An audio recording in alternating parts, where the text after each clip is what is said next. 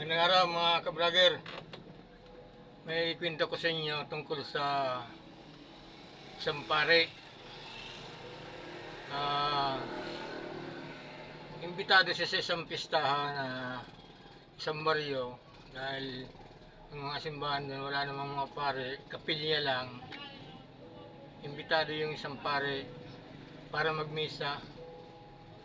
Alam niyo naman ang kapilya sa isang baryo, parang maliliit lang yan, may mga pusti-pusti sa gitna.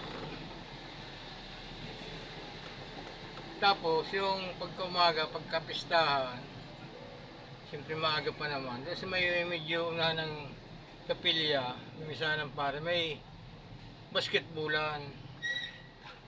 Di nagmisa na yung ng pare. Nang nagmimisa na yung pare, siyempre may mga naglalarong basketball dun sa basketbola. Siyempre, ang bola, minsan hindi mo yan mapipigilan kung saan tatakbo. Nang maglaro, nagmimisa yung pare. Yan ang yung bola, pumasok na sa simbahan. Pagpasok, na yung pare na distract, sabi yung mga naglalaro.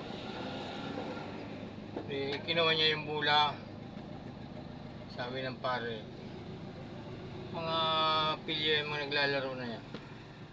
Ibale, gagawin ko yun ng itatapon ko itong bulang ito, ang tatamaan ito makasalanan.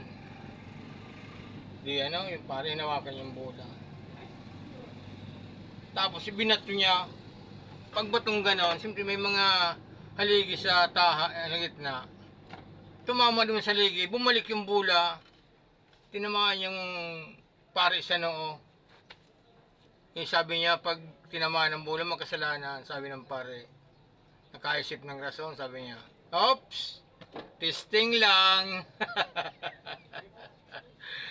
Hindi nakapalag yung pare. Okay. Gandang araw mga ka-vlogger. Paki-follow naman, paki-share at paki-subscribe na rin. Salamat. God bless.